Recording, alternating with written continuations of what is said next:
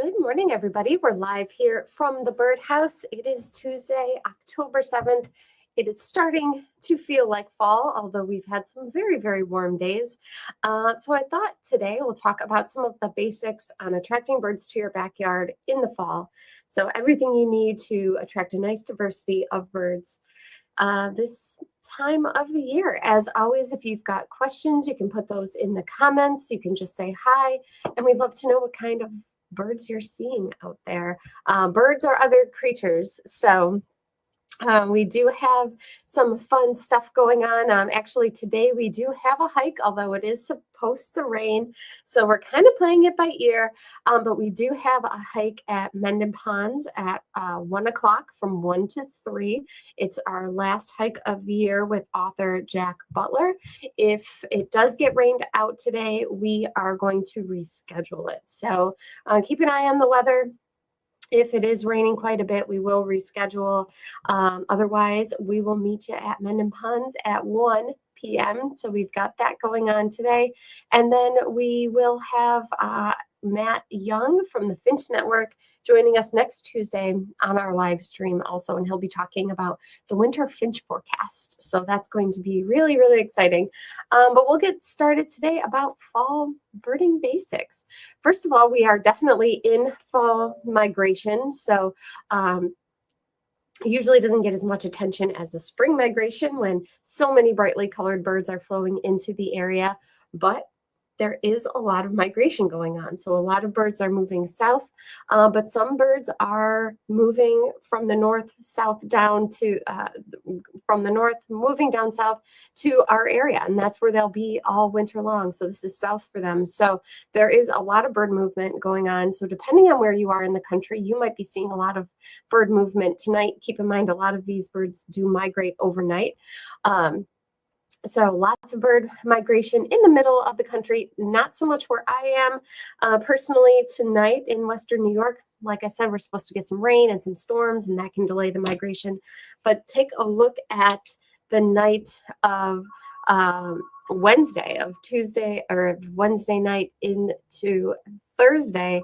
Lots of migration happening on the East Coast, and it just continues on. So there is a lot of migration still going on.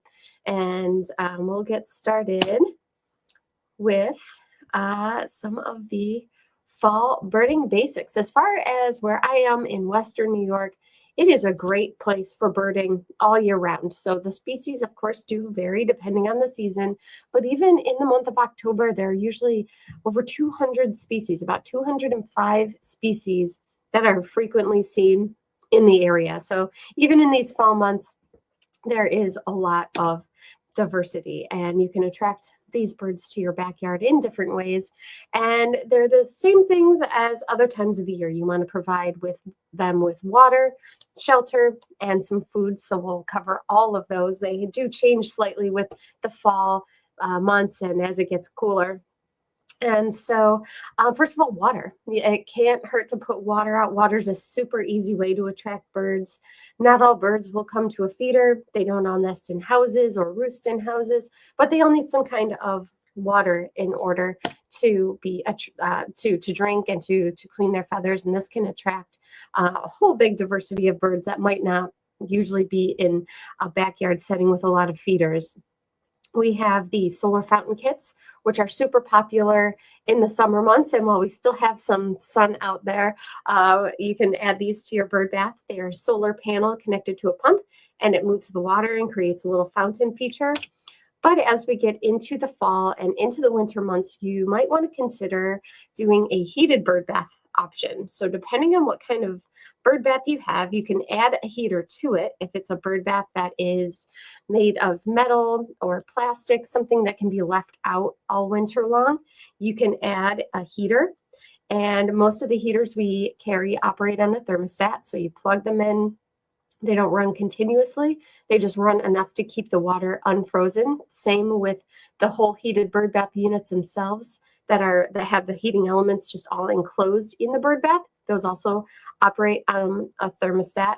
So you can either do a brand new bird bath that has the heating element inside of it, or you can add a heater to an existing bird bath. If you have a bird bath that is cement or it's pottery or glass, you definitely want to bring it in for the winter, because having the water in there freeze and thaw can cause the bird bath to crack. But so there are different options on providing water to birds in the fall and even in the winter months. As far as places to roost, nesting season for the year is over. The young have fledged for the most part. Every once in a while, we do hear about sparrows that are nesting well into the fall. But for the most part, nesting season is over, so you can absolutely clean out those nesting boxes that you might have in your yard. You can clean out all that nesting material and anything that is in those anything that's in those nesting boxes. So nesting season is over, but sometimes the birds will still go in the bird houses, and they use them to what's called roost. So they don't use them to build a nest or to lay their eggs or anything like that, but they'll just use them to stay out of the elements, stay out of the rain and wind and cold. During the winter months, we sell a lot of what are called roosting pockets, and these are just little woven huts, and they're usually too small for the birds to nest in, although every once in a while during the spring months we do hear about things like wrens nesting in them. But these little woven pockets you can just hang from a tree or bush or shrub, and they provide just some shelter for the birds. And you might get birds popping into these that don't usually nest in cavities. So we hear about cardinals sometimes using these. And of course, smaller birds like sparrows and chickadees will go in them all the time. So there are roosting pockets. These are really simple, really small, inexpensive. You can just kind of hang them wherever. And then there's also what are called roosting houses. And the roosting houses, when they're opened up, they have little perches in them. So the birds can fly in, and multiple birds, multiple species at a time will go in these and just sit on these little perches.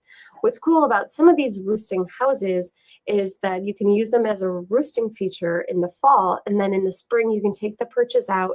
You can flip the door over so the little hole is up at the top of the house, and the birds can use them to nest in during nesting season.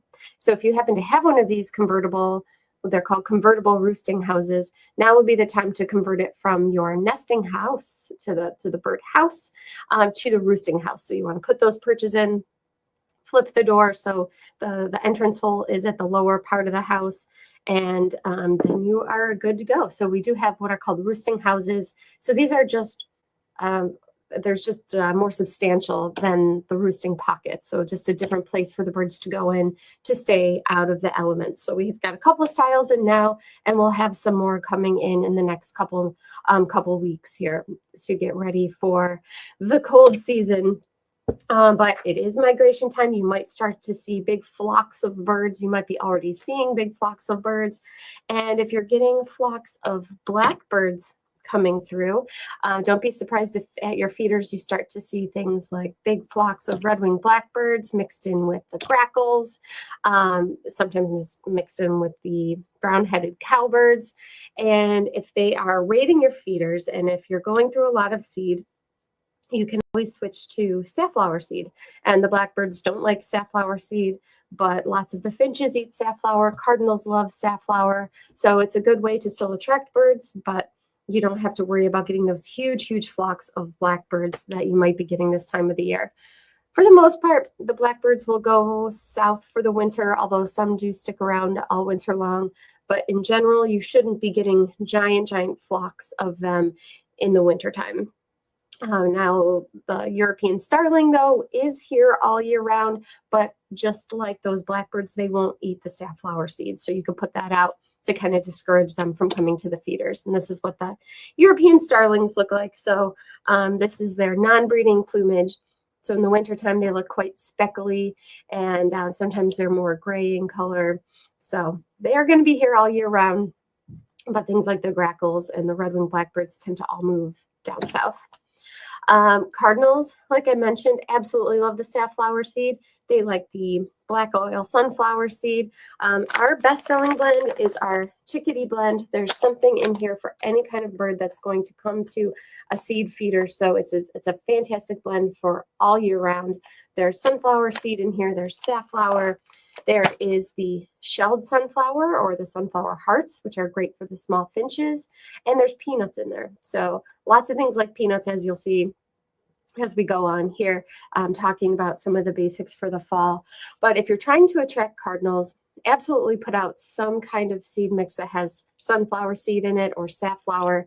We also have a cardinal blend that has all their favorite foods that you can put out, but they do require a good amount of perching room. So you want to make sure you have a feeder that's either a platform, like a wide open tray, or something like this that's called a hopper feeder that gives them a lot of perching room, or a tube feeder that has nice big perches or a tray on the bottom. So cardinals in general, they like to sit and face forward when feeding, and so they do need something that has kind of quite a bit of room for them to do that. So cardinals are going to be around all winter long, and they look gorgeous when it's all snowy and there in the background. So you can attract them throughout the year here. And then there are house finches that will come to sunflower seed and safflower. They might also come to your Niger feeders. So we have house finches here year round, and this is the male and female. The male has more red on them than the female. But as we get into the winter months, you might start to see purple finches. They can be found here year round too, but they're more common in the winter months. So purple finches don't have all the stripes. They don't have as much striping in general as the house finches do. And the males are more purple color. They're a little bit larger than the house finches, and they do have a larger bill than the house finches too. So keep an eye out for purple finches at your feeder, especially as we go into the winter months. And hopefully we'll get an update about our winter finches, including the purple finch, next Tuesday when we talk to Matt Young. Now, if you ever put out a feeder that is full of sunflower seed or peanuts, like our blends I was just talking about, squirrels. Squirrels are going to be an issue. They can always find your feeders no matter what, it seems. And while some things will basically hibernate for the winter, your chipmunks will be underground. They won't really be around to raid your feeders in the wintertime, but the gray squirrels will be. But there are ways to keep them out of your feeders. We do have squirrel-proof feeders, things like the Squirrel Buster. You're probably familiar with them. These are awesome feeders. They come in a whole bunch of different styles. And in fact, we just got one brand new style from them. These are all weight sensitive. So a squirrel gets on the feeder and it shuts down so they can't feed from the seed. But the birds are so light, they don't set the feeder off. So this is a really great way to attract a huge diversity of birds and not get the squirrels. You don't have to worry about what kind of seed you put in there. It doesn't matter because as soon as the squirrel gets on there, it'll shut down. So we have multiple types of squirrel-proof feeders. We have some with cages around them. We have some with these weight mechanisms. So we've got a lot of different styles that people have tried, they really like, and they work. So that's one way to keep the squirrels off. There's also hot sauce options. So squirrels and just mammals in general have more taste buds than the birds do. So if the seed is treated with something like this hot sauce, the squirrels can taste it. They don't like it, but it doesn't harm the birds. It doesn't affect the birds. The birds don't mind the seed that's been treated with the hot sauce. So we've got something called Flaming Squirrel Seed Sauce. It's very strong, but it definitely works. And so you can use this to coat whatever seed you might be using now. Or you can get some seed that's already been treated with the hot sauce. And I really like this option. And I've been using this for my bird feeder camera, for that feeder that I have in my yard, because I can't really squirrel proof it in a good way. It's too close to my fence. Squirrels can jump off and get to it. But if I put the hot seed in there, and this is called the Flaming Hot Feast from Mr. Bird, the squirrels won't eat it. So I get a great diversity of birds coming to my feeder, but no squirrels. So we've got this Flaming Hot Feast blend, and we do have different hot blend options, hot seed options, but it's pre-treated with the hot sauce. So you don't have to worry about mixing things and getting the seed oil on your hands, the hot sauce oil on your hands, nothing like that. So this is really popular. Not only do we have it in seed, we also have suet that's treated with the hot sauce. So it's a really good way to attract birds and not the squirrels.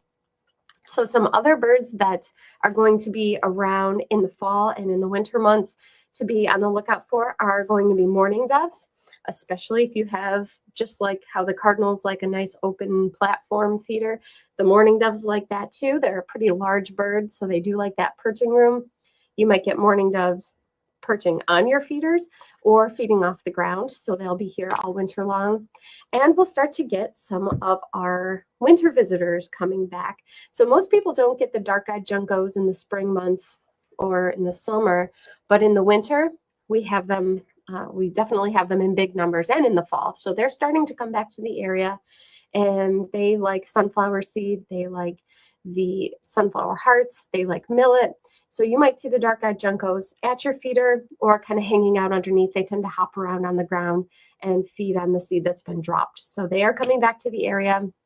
And we have some migrants coming through to be on the lookout for. So this isn't a very common backyard bird, but during migration time, you might see them underneath your feeders. This is called a fox sparrow. It's a pretty big sparrow. It's often described as having a pot belly. It's very reddish in color. It's got a gray face. Really cute little bird. And sometimes I hear them before I see them, not so much that they're calling, but just like how a northern flicker, the woodpecker, is often seen on the ground, kind of thrashing around and throwing leaves around. The fox sparrow does this too. So you might, if you hear a bunch of rustling in your shrubs or underneath your feeders or kind of in your garden somewhere, take a look. It could be a fox sparrow. So they are migrating through. We're getting reports of white-throated sparrow. So they are passing through and will be here all winter long. And then white-crowned sparrow. So it's a really exciting time, backyard feeders. Some of these migrants are coming through, passing through into backyards. Carolina wren will be here all fall, all winter, and they'll sing sometimes all winter long too. So you might still hear them singing and doing their calls. So Carolina wrens will eat the sunflower hearts, especially. They love those. They love anything with mealworms in them. And they'll sometimes come to suet feeders too. I've seen them coming to suet feeders. So Carolina wrens are hanging out. Don't be surprised if you see them kind of investigating your bird houses if you've left them out for the winter to be a roosting source for the birds. So Carolina wrens definitely around. And don't forget to keep your Niger feeders out. So a lot of people I've been hearing will take their Niger feeders down because the goldfinches they think migrate south for the winter and they're not around. That's not the case at all. So goldfinches will molt their feathers for the fall. So they're not going to be that bright gold, but we do have goldfinches here all year round, and they will definitely eat the Niger seed. And so you should keep it out in the winter, not only for the goldfinches, but things like those house finches that we saw earlier. The purple finches will eat the Niger. And when there is a good eruption year of finches coming from the north into our area, coming south down here, a lot of them come to Niger feeders, things like redpolls and pine siskins. So sometimes in the winter and in the more so in the winter than in the fall, but you can have a bigger diversity of birds coming to your Niger feeder than you would in the spring and summer months. So we have lots of different types of Niger feeders. The spiral finch feeder is always really popular. And then so are these. These are tube feeders by the Aspects Company. They're all made in the US and they have a lifetime warranty on them. The plastic of the tube is really good. It's a really high quality, so it tends not to get eaten by squirrels, but if it does have a warranty, and you can always bring the feeder into us and we'll repair it for you for free. So these feeders are great because of that, but then they also have an easy clean feature where the base pops out, so it's super easy to clean, especially with the Niger feeders, because the Niger seed has such a high moisture content. It can get moldy over time, so you want to make sure that you keep your feeder clean, and it's really easy to do so with a feeder like this that has a base that pops out. Keep in mind too with your Niger seed, if you haven't seen birds coming to your Niger feeder in a while, that it could be because the seed is old. So if the seed is more than 3 months old or so, it could be that it's dried out. The birds aren't going to eat it. So your best bet is to just get rid of it, get some fresh stuff and start fresh, and make sure that the feeder is clean because the finches can be pretty picky about that kind of thing. If you are finding that you're getting mold in your Niger feeders consistently, which can happen if it's really wet out, I suggest this product. It's called Feeder Fresh. It's by the same company that makes the liquid you can put in your hummingbird feeders to keep the nectar fresh longer. This is little granules, so it almost looks like little salt. You pour it in the bottom of your bird feeder, and then you fill it with seed, and then you sprinkle some on the top, and it's all safe for the birds. It's perfectly fine for the birds. It doesn't harm them in any way, but it will absorb some of the moisture that does get in the feeder, especially if we're having a really rainy season. So this is a really good product that you can add to your seed if you're having an issue with mold, both in your Niger feeders or in your mixed seed feeders. So this is what the goldfinches will look like once they molt their feathers. On the left is the brightly colored male goldfinch, which you see all summer long. But then in the winter, they're more of a drab kind of olive color. So we do have them all winter long, but they do look quite a bit different. But they will come to your feeders, your Niger feeders especially. And you might start to see things like pine siskin, which tend to be more common at feeders in the fall and winter, and common redpoll. So I'm excited to talk to Matt next week about the common redpoll, because this is one of the eruptive species that will sometimes come from the north down into our area and hang out here for the winter time.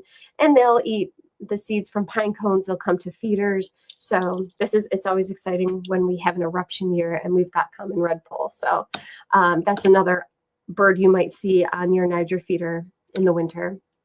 And then as the temperature drops, you might start to see more birds coming to your feeders in general, especially if you have things that are high in fat and protein, which peanuts are. Lots of birds like peanuts, and you can offer peanuts in the shell, or what we call the peanut pickouts, the insides of the peanuts. Birds will come to both. Things like blue jays absolutely love peanuts in the shell. I've got red-bellied woodpeckers that absolutely love the peanuts in the shell. You might even get chickadees and tufted titmouse coming for those big peanuts in the shell. But absolutely, blue jays love peanuts in the shell. And if you put out the peanut pickouts, you might start to see more things like nuthatches, which like the peanuts. We have two different nuthatch species here where I am.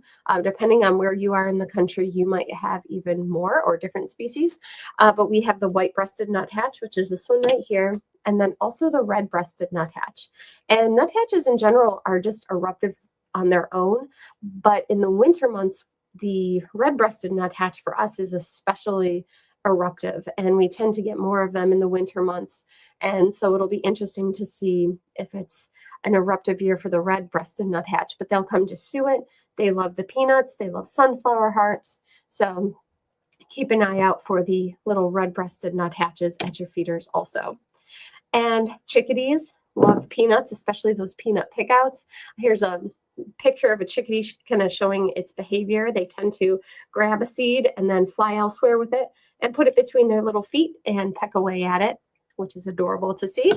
And then tufted titmouse, they also really like peanuts, especially the peanut pickouts. So if you're looking to get more of a diversity of birds in your backyard, I would absolutely add some peanuts. And then finally, there's the suet. So suet are blocks of fat that the birds will absolutely love, especially as it gets colder.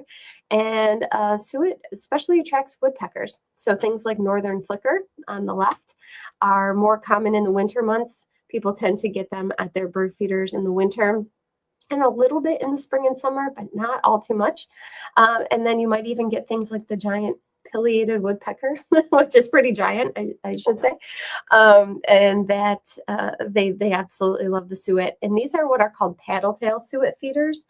They have a little projection on the bottom so the woodpeckers can prop their tail up and more easily feed from the feeders. So these are super popular. And those will attract different types of woodpeckers. We have several woodpeckers that are here all year round. And I should mention, if you have an interest in woodpeckers, our local birding club on Thursday is hosting a speaker who's talking about his adventure with the ivory-billed woodpecker, and he talks about possibly seeing some filming some footage of the ivory-billed woodpecker. So that's with the Rochester Birding Association on Thursday at 7 p.m. You can go to that in person, or you can watch via Zoom. So you can check out their website if you're interested in that presentation. So that's rochesterbirding.org if you want to see the presentation about the ivory-billed woodpecker this Thursday. But I digress. Then also, as it gets colder, we start to get more and more reports of predatory birds coming to feeders. So things like sharp-shinned hawk, Cooper's hawk, they're also around all spring and all summer long, but in the winter, we start to hear way more reports of them in backyards and going after birds, which makes sense. Their other prey is going to be more scarce. And the Cooper's hawks and sharp-shinned hawks are notorious for going after birds at feeders. So it's just something that happens. There's not all too much you can do about it because these birds are protected. But the best thing you can do is take your feeders down for a few days.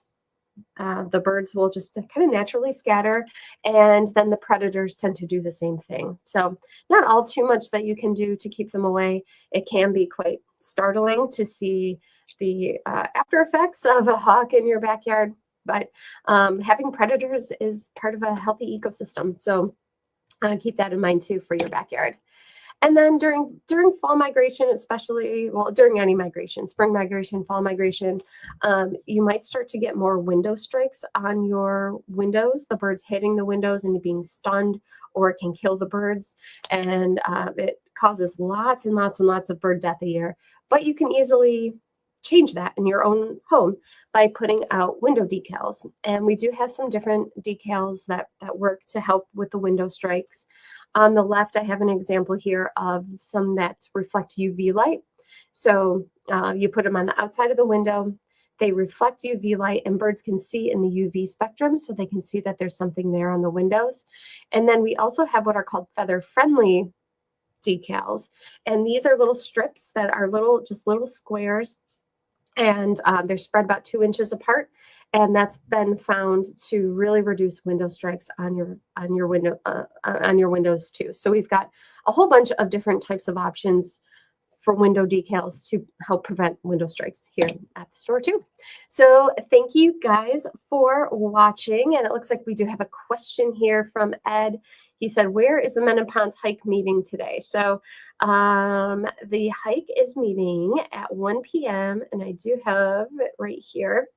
So for those of you interested in the hike at Men in Ponds, weather depending, so it's going to include visits to the Cobblestone House, the Joshua Lily Grave, the Tree Nursery, and more. It's going to be a 2-mile and about 2-hour hike. And we are going to be meeting on Canfield Road, just past the cross-country ski area, by the curves in the road prior to Mendon Center Road. So there's a dirt parking area with a trailhead there. So it's going to be meeting on Canfield Road, just past the cross-country ski area at 1 p.m. So that is going on, like I said, weather dependent at 1 p.m. But I know Jack, who is leading the hike, is going to be there, rain or shine, and I'm going to be there too. And if it's a downpour, we will call it and we'll just reschedule, but I'll be there rain or shine. So thank you guys for your interest. We'll be back on Saturday with another broadcast, and mark your calendar for next Tuesday, which is the 14th, where we'll be talking to Matt Young, and we'll be talking winter finches, which I know excites everybody here. So we'll be back on Saturday with another live stream. And until then, have a great week, and we'll talk to you soon. Bye-bye.